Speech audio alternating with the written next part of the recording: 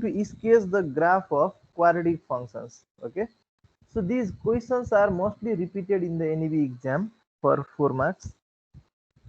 So suppose we have a function of the type y equal to ax square plus bx plus c. So how to sketch the graph of this function without taking random values of x and y? x र y को random values नलिकन, जस्तै हामीले यहाँ x र y को value लिएर ग्राफमा plot गरेर निकालिन्थ्यो नि, हैन, कर्भ यस्तो हुन्छ भनेर। तर यहाँ अब के गरिन्छ भन्दा x र y को र्यान्डमली भ्यालुजहरु नलिएर टेबल नबनाइकन हामीले यसको प्रोपर्टिजबाट है क्वाड्रेटिक फंक्शनको प्रोपर्टिजबाट कर्भको प्रोपर्टीहरु हेर्ने र त्यो प्रोपर्टिजबाट त्यो ग्राफको त्यो फंक्शनको कर्भ अथवा ग्राफ कस्तो बन्छ अब हामीले त्यो प्रिडिक्ट गर्ने। Okay, we are going to predict that curve which is given by the given function यस्तो हुन्छ होला भनेर है। ल सो एउटा सबसे पहिलो कुरा त के बुझौं भन्दा जति पनि हाम्रो क्वाड्रेटिक फंक्शनहरु छन् त्यो क्वाड्रेटिक फंक्शनहरुले हामीलाई दिने कर्भ भनेको प्याराबोला हो। Okay, parabola means this type u shaped curve. Okay, so this type of functions always give us a parabola. अब प्याराबोला हो भने सबसे पहिला त बुझिहालौं कि क्वाड्रेटिक देख्ने बित्तिकै यो प्याराबोला दिन्छ भन्ने बुझौं र अब यसको हाम्रो पाँचवटा स्पेशल प्रोपर्टिजहरु जानो। त्यो पाँचवटा प्रोपर्टिज जानेपछि हामीले यो कर्भ यस्तो हुन्छ भनेर प्रिडिक्सन गर्न सकिन्छ र त्यही अनुसार रफली स्केच गर्न पनि सकिन्छ। Okay, so come to the with the help of the following characteristics we draw the graph of the parabola. So characteristic के छ भन्दा फर्स्ट ओपननेस, कर्भ कतापट्टि ओपन हुने त, माथिपट्टि ओपन हुन्छ कि तलपट्टि ओपन हुन्छ, त्यो कसरी चिन्ने भन्दा यो ए को भ्यालुबाट चिन्ने है। जुन स्मल ए देखिरहेको छु, स्मल ए को भ्यालु हेर्ने। स्मल ए को भ्यालु पोजिटिभ छ अथवा ग्रेटर देन 0 छ भने the curve is open upward, माथिपट्टि ओपन हुन्छ। र यदि यो ए को भ्यालु नेगेटिभ आयो, सपोज -2x स्क्वायर बाट आयो भने त्यति बेला ए को भ्यालु नेगेटिभ हुन्छ। नेगेटिभ भयो भने कर्भ चाहिँ तलपट्टि अथवा डाउनवर्ड ओपन हुन्छ। त्यसमा नोट गर्नु सबैले, ओपननेसमा पहिलो हामीले हेर्ने भनेको openness. So if A is greater than 0 the curve is open upward and if A is less than 0 the curve is open downward. रफली यो फिगरहरु पनि ड्र गर्दै गर्नु। ओके, भिडियोलाई पज गरेर यसलाई मजाले यो लेख्नु है, यो नोट्सहरु लेख्नु, फिगरहरु बनाउनु। ओके, अब यसपछि यो ओपननेस अपवर्ड र डाउनवर्ड चेक भएपछि अब हामीले यसको प्याराबोलाको निकाल्न पर्ने हुन्छ भर्टेक्स।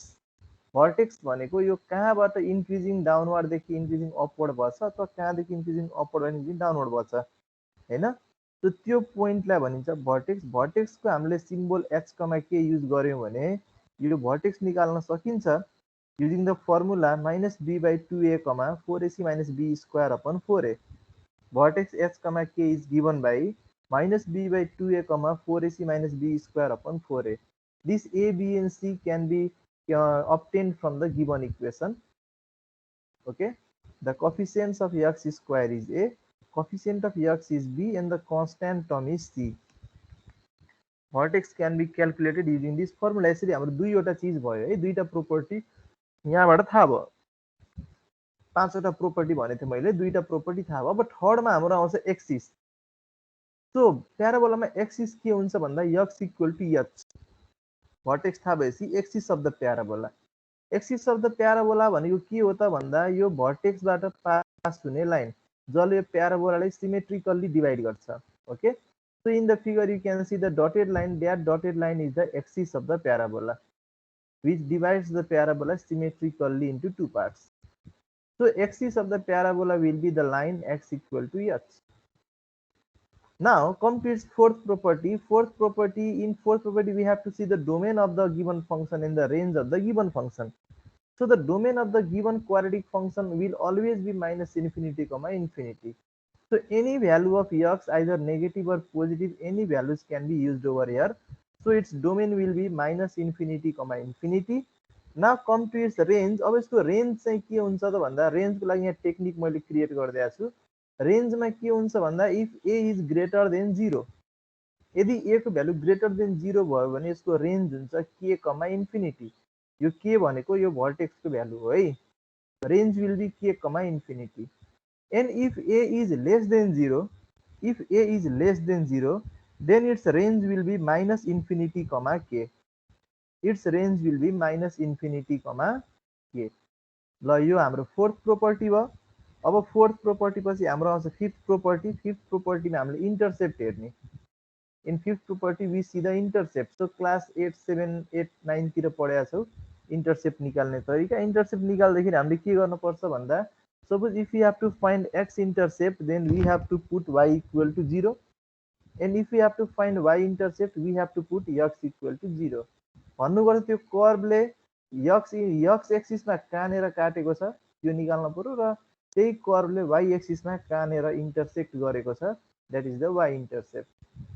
सो यही पाँचवटा स्पेसल प्रोपर्टिजहरूको हेल्पले हामीले अब कर्भ कस्तो हुन्छ भनेर प्रिडिक्सन गर्न सकिन्छ है। ल अब यसैको बेसिसमा हामीले एउटा इक्जाम्पल गरौँ। सबै नोट गर्यो यो? Sir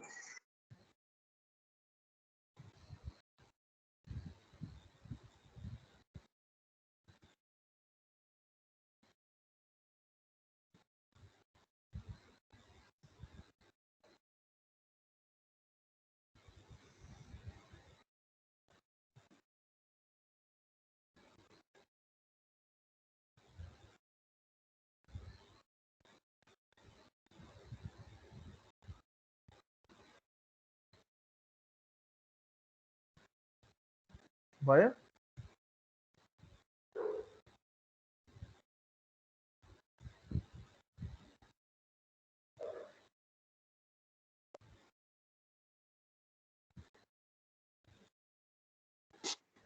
Okay, now come to one of the question based on these properties in this type of question. So we have to sketch the curve with the help of above characteristics. Now, so first question is draw the graph of the function y equal to x square minus 4x plus 3 using its different characteristics. Using its different characteristics, we have to sketch the graph of this given function y equal to x square minus 4x plus 3. This question has been asked in NEB 2069 and 2074. Long question. Okay, so come to its solution. Draw the graph of the function y equal to x square minus 4x plus 3 using its different characteristics.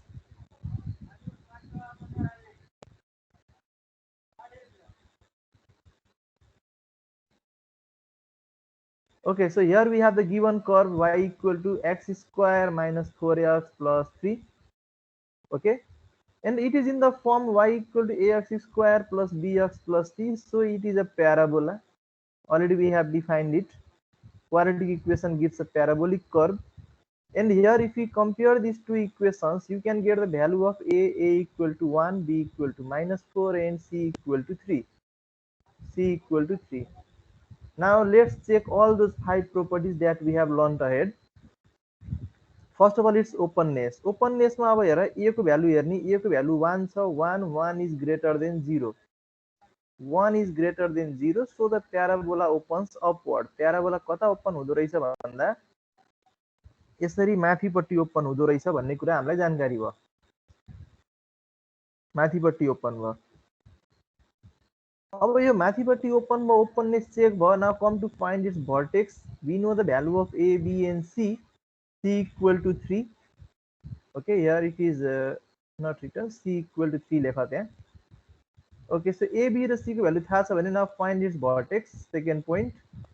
So its vertex h, k is given by minus b by 2a, 4ac minus b square upon 4a.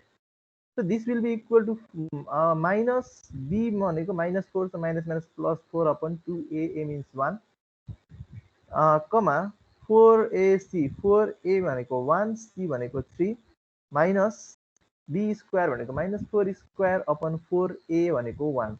Calculate this, you will get 2, minus 1. So its vertex will be 2, minus 1. Its vertex will be 2, minus 1. Second point थाहा भयो। अब यसको domain र range हेरौँ। हुन त fourth पोइन्टमा थियो डोमेन रेन्ज, तर थर्डमै निकालौँ, केही फरक पर्दैन। Domain will be minus infinity, infinity. Okay, अनि यसको ए को भ्यालु पोजिटिभ छ भने यसको रेन्ज के हुन्छ भन्दा range will be k, infinity. That will be -1, infinity. -1, infinity will be its range. -1, infinity is the range of this given function. ल 4 नम्बरमा हामीले यसको एक्सिस हेरौँ। एक्सिस भनेको के हुन्छ भन्दा एक्सिस भनेको h equal to x equal to h लेखिएको थियो हैन। x equal to h the द एक्सिस। सो h को भ्यालु 2 छ भने x इक्वल टु 2 इज द एक्सिस। Axis of parabola is the line x equal to h. That is x equal to 2 is the axis of the parabola. It is the axis of the parabola. Okay. So we can say that the parabola is symmetric about the line x equal to 2. X equal to 2 मा चाहिँ यो line के छ? Symmetric छ। ल अब यो fourth point पनि थाहा भयो है। अब 5 मा जाम इन्टरसेप्ट निकाल्नलाई। सो यसको भर्टेक्स कति आएको छ हेर त 2, -1। अहिलेसम्म हामीलाई मोटामोटी के थाहा भयो त्यो एकचोटि विचार गरौँ ल। इन्टरसेप्ट निकाल्न भन्दा पहिला हाम्रो यसको भर्टेक्स आएको छ 2, -1। 2, -1 भनेको यहाँनिर पर्यो होला है। अनि यो माथिपट्टि ओपन हुन्छ भन्ने हामीलाई थाहा भयो। माथिपट्टि ओपन हुन्छ भन्ने थाहा भयो। तर अब यसले x एक्सिसमा कहाँनिर काट्छ, y एक्सिसमा कहाँनिर काट्छ त्यो निकालौँ। In our 5th point, intercept. For intercept, for x intercept, put y equal to 0. Put y equal to 0 in 1. Equation 1 मा लगेर पुट गर्ने है, जुन हाम्रो प्याराबोला को इक्वेसन दिइरहेछ। So y equal to 0 put गरे भने के आउँछ त भन्दा x square - 4x + 3. Now solve it. y 0 हुँदा x का भ्यालुहरु सल्भ गरेर निकाल, फ्याक्टराइज गरे यसलाई। सो फ्याक्टराइज गर्दाखेरि what you get? You get the value of x is 1, 3. Factorize gara, factorize garna सकिहाल्छौ। So from here you get the value of x is 1, 3. So we can see x intercept मा चाहिँ यो कहाँ काट्दो रहेछ भन्दा 1, 0 र 3, 0 मा intersect गर्दो रहेछ। 1, 0 भनेको यहाँ छ, 3, 0 भनेको यहाँ छ। So from here we can say that this shows that the curve does not pass through the origin. भनेपछि y 0 हुँदा x को भ्यालु पनि 0 आएको भए बल्ल पो ओरिजिनबाट पास हुन्थ्यो। ओरिजिनबाट पास हुँदो रहेनछ। कहाँबाट पास हुँदो रहेछ भन्दा 1, 0 र 3, 0 बाट पास भयो। Okay, but it passes through 1, 0 and 3, 0. It passes through 1, 0 and 3, 0. Okay, so now come to find its now y intercept. For y intercept we have to put x equal to 0. So x equal to 0 put गरे भने त्यो हाम्रो इक्वेसनमा y equal to कति आउँछ भन्दा y equal to 3 आउँछ। भनेपछि the curve passes through 0, 3 त्यो पनि थाहा भयो। 0, 3 बाट पास हुँदो रहेछ भन्ने थाहा भयो। हेर है, हामीलाई आस्ते आस्ते धेरै कुराहरू थाहा हुँदै गयो। एउटा कुरा हामीलाई के थाहा भयो त भन्दाखेरि यसको भर्टेक्स कति हुन्छ भन्दा 3, -2 हैन। यसको भर्टेक्स कति हुन्छ 3 कति आथ्यो गरे भर्टेक्स 2, -1। सरी, यसको भर्टेक्स आएको थियो 2, -1। 2, -1 भनेको यहाँ छ। अनि यो माथिपट्टि ओपन हुन्छ। अनि यसले x एक्सिसमा 1, 0 मा काट्छ र y एक्सिसमा कति 3, 0 मा काट्छ। ओके, सपोज यो 1, यो 2 अनि यो 3 भयो। अनि 1, 0, 3, 0 मा काट्यो माथिपट्टि खुल्दा। अनि फेरि यो चाहिँ यहाँ कहाँनिर आएर काट्यो भन्दा 0, 3 मा आएर काट्यो। 0, 3 बाट यसरी पास भयो। अनि यसलाई पनि यसरी एक्सटेन्ड गरिदेऊ। You can get the required curve from all those properties. Okay, so रफली यो फिगर यस्तै हुने भयो। र y इन्टरसेप्ट पनि निस्कियो। y इन्टरसेप्ट आइसकेपछि के भयो त the curve passes through 0, 3. So using all these properties, using the above characteristics, we get the following parabola. Parabola यस्तो आउने भयो है। तिम्रो एक्जाममा बन्ने भनेको रफ स्केच यस्तै हुन्छ। ठ्याक्कै कम्प्युटराइज फिगर हामीले बनाउन सकिन्न, तर प्रयास गर्ने हो। You have to use your scale, pencil, everything. X axis बनाऊ, वाइ एक्सिस बनाऊ, भर्टेक्स लिग 2, -1। त्यसपछि यो 1, 0 र 3, 0 बाट पास गराऊ। अनि यहाँपट्टि फेरि 0, 3 बाट पास गराइदियो। यसलाई यसरी बढाइदिने। अनि यसलाई पनि यसलाई यतापट्टि एक्सटेन्ड गरिदियो। गऱ्यो भने you can get the required curve. यसको कम्प्युटराइज फिगर कस्तो हुने भयो त भन्दा हेर त मोटामोटी यस्तै हुने भयो है। यतिको चाहिँ बनाउने प्रयास गर्नुपर्छ। Vertex h, k is 2, -1। त्यसपछि गएर यो 1, 0 र 3, 0 बाट पास भएको देखाइदिने। अनि त्यसपछि यसलाई 0, 3 बाट पास गराउने। अनि यसलाई एक्सटेन्ड गरिदिने। अनि यतापट्टि पनि यसलाई के गर्ने एक्सटेन्ड गरिदिने। This is the required प्याराबोलिक curve of the given function y equal to x square - 4x + 3. यसको भर्टेक्स छ 2,-1 र यसको एक्सिस छ कति भन्दा x equal to 2, x equal to h, that is x equal to 2। यतिकोसम्म फिगर बनाउन चाहिँ सकिन्छ है।